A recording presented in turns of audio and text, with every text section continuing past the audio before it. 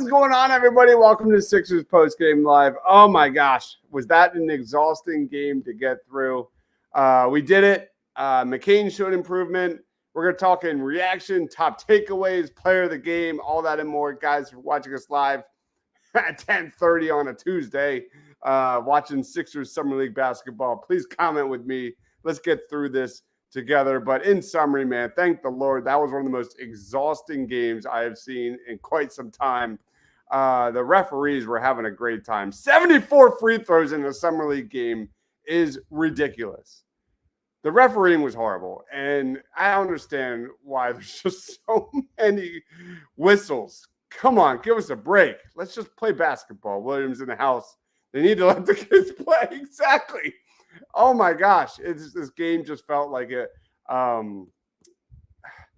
This game just felt like it was one of those classic Sixers games, classic Brett Brown games that the Sixers choke and you give away a lead every single freaking time. Oh my gosh, how many turnovers, how many whistles. It just continued to go on and on and on. But like Quentin said, a win is a win is a win. 44 free throws for a Summer League team is wild. We're going to get into that. But at the end of the day, there was some good, there was some bad, there's a lot of sloppy. 92 points in a game overall. I don't think the offense played well at all. We're going to go one by one, and then we'll get into player of the game. Guys, let me know your thoughts on the game. Seemed like the Sixers fell apart when Aluma went out. Yeah, man, he's definitely kind of the glue guy of this Summer League roster. But let's get into this thing. The Sixers, from the jump, I think we got to lead off with Jared McCain in this one. Jared McCain, quite polarizing during the Summer League. He finished with 21 points. He had 7 boards. He had an assist, a steal. He was a +4. The big thing here, because you look at the efficiency numbers, they're not good. They haven't been good all Summer League. But he did get to the line, a team leading 9 times. He hit every single one of those free throws. Again, poor offensive efficiency. Outside of that, I think we have seen decent court awareness. I think he has shown flashes of a floor game. There have been flashes that he could develop into a secondary ball handler. He just needs to clean it the hell up on offense, because you look at this Sixers team, they are all in with Embiid. They are all in with Paul George. Both of those guys might not have working legs in 2 or 3 years. They need someone that can contribute right away. And obviously, Daryl Morey sees something in Jared McCain, and that's been very clear. But I think it's also been clear that the Summer League has been tough on McCain. In the first quarter, he hit a pull-up 3 in transition. He had 7 points, 4 for 4 from the line in 6 minutes in that first quarter. I thought he looked really good creating for others, finding guys open left and right. We still have seen kind of the same storyline where he's taking a lot of contested threes. At the end of the day, man, this dude just needs to calm down and just play. You could see him just pressing a little bit. In the second quarter, he finished the first half 11, 5, and 1 in 13 minutes. Some solid on-ball playmaking, but I feel like his offensive shot creation will be a lot better when you get the two-man game with Joel, when you're getting open threes, when you've got guys with gravity like a Tyrese Maxey that can put pressure, put a defense in a blender. And I just think McCain, the situation's kind of set up for failure for him. Don't get me started on Jeff Dalton. I think he absolutely stinks. I think McCain will be better in a more structured system surrounded by better players. His advantages will come from capitalizing off of elite players' gravity, whether that's shooting from kickouts or leveraging those into putting that on the floor and taking advantage of a scrambling defense. And I don't think he's been horrible this Summer League, but there have been some concerns. When you look at the lack of length, you look at the lack of high-end athleticism. I don't think he's ever going to be a high-end on-ball scorer. But at the end of the day, man, he's been pressing. He's been pressing, driving into triple teams, losing the basketball again. He dribbled off his foot here in the fourth quarter. Like, I want to see Jared McCain with the ball in his hands at the end of the day. And there's been a guy on this team that has been clogging that. And I really hope, listen, I know there's a lot of Jeff Doughton fans out there, but I'm getting sick and tired of watching Jeff Doughton Jr., just take the ball away from the kids. No, for real, man. Like, Jeff Doughton, he's a fun story, but I don't understand why we're letting this dude just take away the opportunities for Jared McCain to grow into what will ultimately be a ceiling for him. That could be a Fred VanVleet, could be a Kyle Lowry. I don't watch these games to watch an old-ass Doughton hold on to the ball every single freaking possession. He's got way too much tunnel vision as a scorer. He's a black hole on offense. And I just – there's too much selfishness in his game. Yeah, he hit some buckets here and there.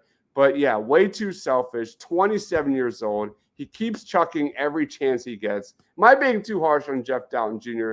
Let me know down in the comment section. But that's a little bit on Jared McCain. Let's get into some comments here, guys. Keep them flowing. Guys, if you love the Sixers, please be sure to like.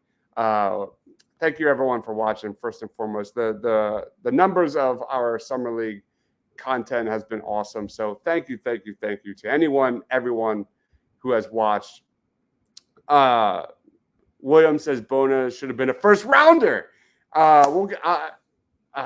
Let's talk about Bona right after this. But I feel like he's outplayed Jared McCain, and I feel like if there's anything we have learned from the Sixers Summer League is he should not have been a second rounder. Bona is absolutely one of the highlights of the Sixers Summer League.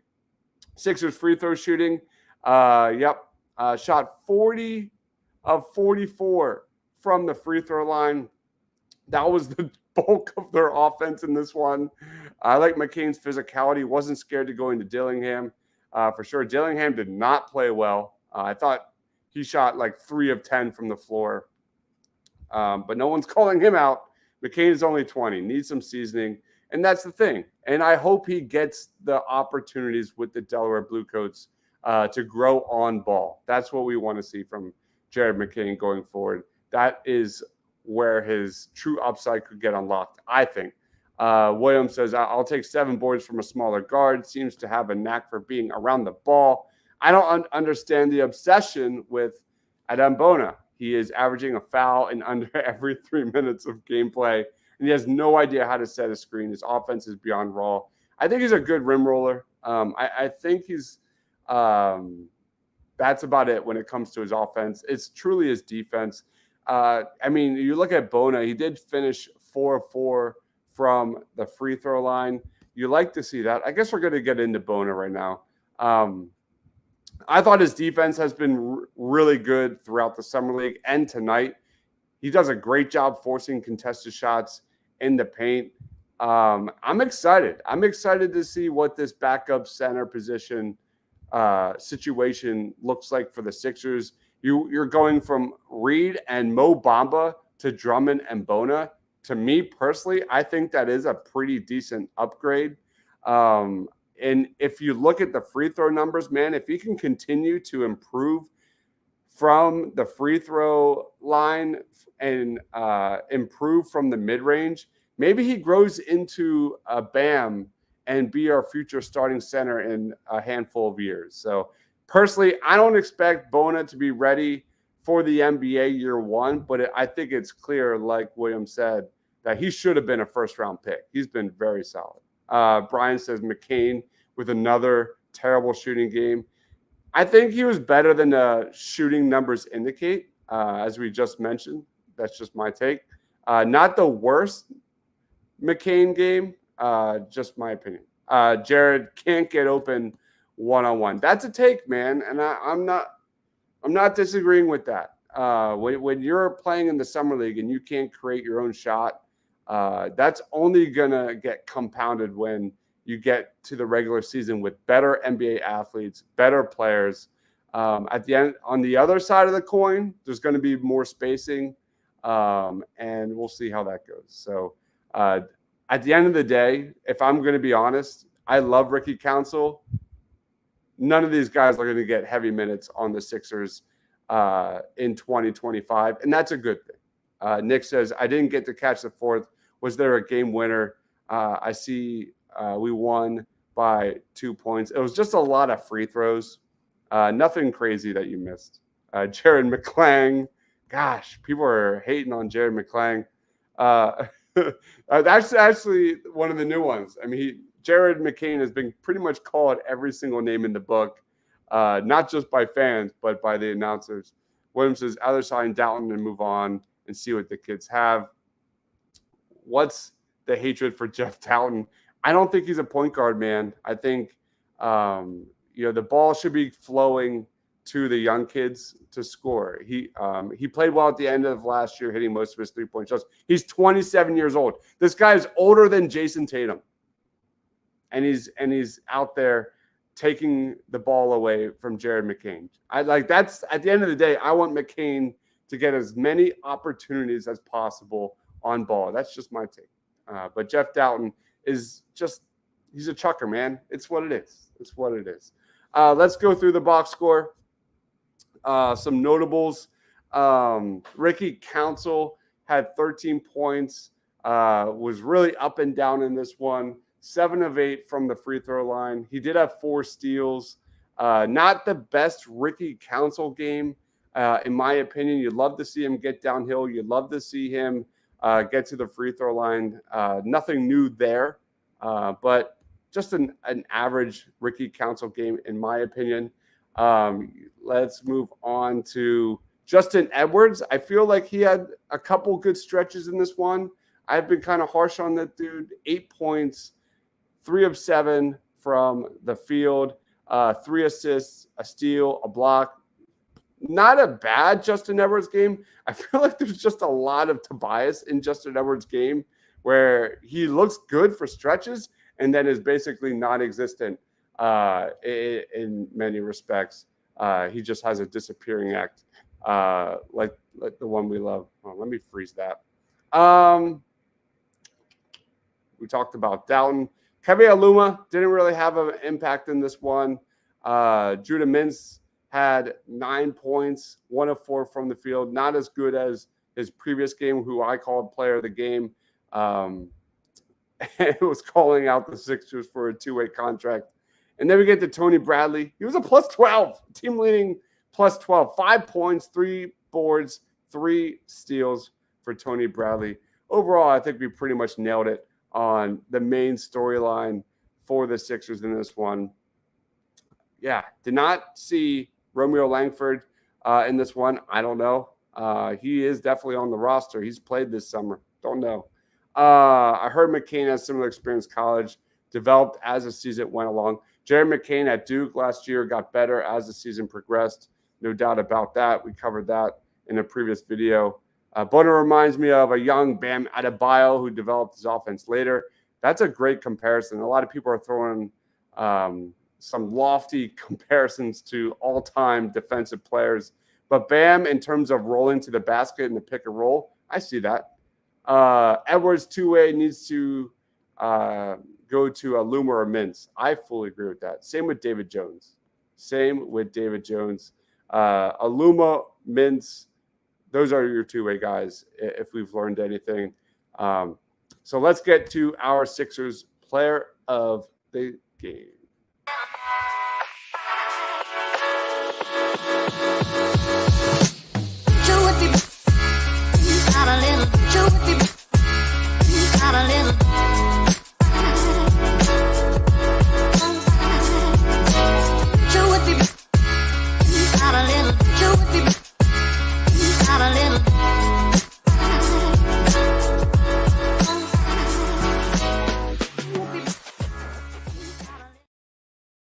Sixers player of the game. Where do we go from here, guys? Let me know in the comments section down below. This is a difficult one because I don't think the offense was good at all. It was a very sloppy game. How many turnovers did the Sixers have in this one? The Sixers finished with 21 turnovers, shot 34% from the field, 4 of 26 from 3, and the saving grace was their ability to convert at the free throw line. Just an ugly, ugly game in general, but they did get the W. Yeah, I'm going to give it to Jared McCain. I've been hard on this guy. I like this pick, Bona. That's where it was either going to be Bona or McCain. Let's go Bona. I'm going to flip. Let's go Luffy. I'm on it. I think top to bottom, he deserves the most recognition. He only had 10 points in this game, but he's been just the rock defensively for this team. 3 of 4 from the field, 9 boards. He did have 5 turnovers and 7 personal fouls. He has so many fouls. He's raw, dude. Like, he's just straight raw. He needs to learn how to set a screen. He needs to get out of the defensive 3 seconds. But I think he's going to be better in the NBA because I look at this Sixers defense and the coaching and the zone, the nonstop zone. It's horrible to watch. So for me, Bona gets a shout out. Barry says McCain was clutch going 9-9 at the line. I agree. And McCain is Williams' player of the game. So maybe we'll split it between McCain and Bona tonight. I'll put that out on Twitter tomorrow morning. I don't think we've had to do that before, but this, again, the shooting numbers, the shooting efficiency has been bad for McCain, but he's not going to be asked to do any of this for at least a year or two. He's going to have to take his lumps with the Blue Coats on ball, but with the Sixers, he's not going to have to do that. Like, when you see what you're getting out of Ricky Council, he had another bad shooting night. His job with the Sixers will not be driving into triple defenders and forcing shots at the rim. Like, he's going to be more off ball, just like Jared McCain. So I'm not panicking. Nick says Ricky Council is better than Eric Gordon at this point and should play over him in the rotation. I agree. I am fully on board with that, Nick. Gordon Zola can be a locker room presence, and that's it. I mean, he can also be a 40% three-point shooter on a vet minimum, which is why he's here. I'm good with Eric Gordon signing, but if Ricky Council's shooting numbers maintain and continue as we have seen, his growth as a shooter has been nothing short of remarkable. And not the best shooting night for Ricky Council. Was 0 of 6 from the free throw line, but it is summer league, and we're gonna just try to not overreact too much. Williams says Council cannot shoot 3 as reliable, Gordon, even at his young age. I agree with that, no question. There's no doubt that Gordon is a better 3-point shooter. What you want with Ricky Council is wingspan and length and being able to compete with the best of the best in the Eastern Conference, surrounding Tyrese Maxey and Joel Embiid with wing after wing after wing, and length and wingspan and deflections and positional versatility. That's, at the end of the day, what this Sixers team needs. And that's why I take Council over Eric Gordon at this point. So the fix is in for Jared McClain, 5-16. But there's people out there calling Jared McCain the next Markelle Fultz because of the shooting numbers in summer league. Come on, man. At the end of the day, it was like, can we be real for 1 second? It was a very weak draft. It was the number 16th pick in the draft. People need to just chill. People just need to chill on the pick. Just chill. Barry says, I remember everyone saying Max's three-point shooting would come later, judging by his free throw shooting ability. I think the same can be said about McCain. I agree. McCain's three-point shooting is a non-concern at this point. It's a non-concern, at least on my opinion. you look at the sample size, and the sample size is huge. He's fine. He's going to be fine. Maxey had speed from the beginning. That's the difference. Is there was like one comment on YouTube saying, well, Maxey was fine, and they're kind of similar players. They're not at all. Maxey, his first step and ability to finish and that athleticism, night and day compared to Jerry McCain.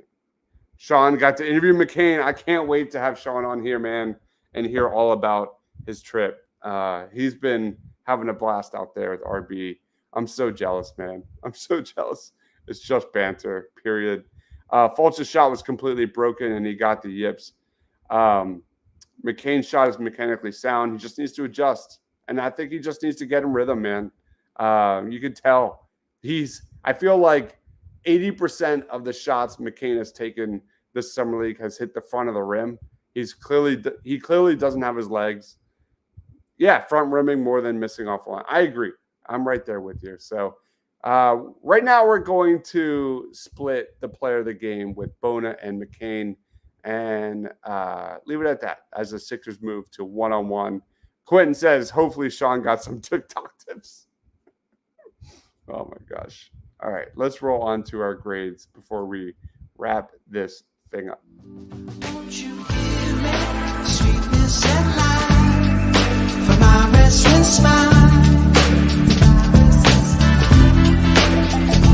Please give me a way to escape this world gone astray. You could give me a little piece of mind in these troubled times.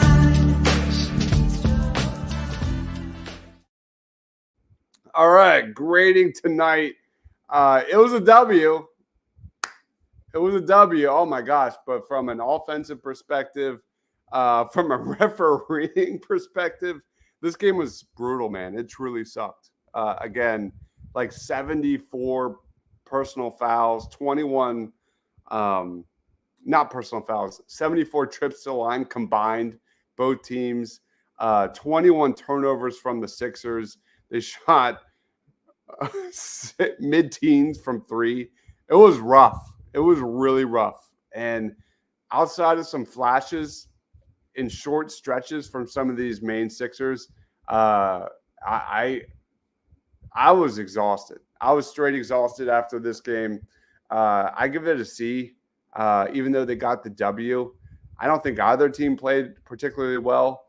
I thought the refs were way too whistle happy, and it really just dampened this game. Just let the kids play, guys. Come on. William says C, sloppy. A says C. F for free throws is a good one. So many free throws. Why are we like they don't even do these main commercial breaks? What are we doing here? Why do we got to get to the line so many freaking times? If you like free throw attempts. That is a great comment. One of the higher scoring games of the tournament. Yeah, but I feel like the offense was just bad. It was bad. Barry says, I enjoyed the combo play under the boards when Bona and Aluma out there. I like Aluma playing the four on this team with Bona and Tony Bradley. That looks really solid. Nick says, who do you think is going to win the Summer League chip? The Sixers, man. The Sixers. The Sixers are going to win. All right, guys. That about wraps it up. We are closing it up. Highest score because they handed out 74 free throws in a stupid Summer League game. That's just obnoxious. Get over yourselves, refs. All right, guys. Thank you, everyone, for watching. Right before this, we did a greatest Eagles positional rankings on defense. We did top 5 best defensive players of all time. Go check that out for Birds of the Roundtable. Thank you, everyone, for watching one last time. Like this video. We'll be back for the next Sixers post game. Again, Sixers get the dub 92-90. It was a journey. It was definitely a Summer League game. It was a Summer League game. One last time, I am Dives, Mr. Crockbutt.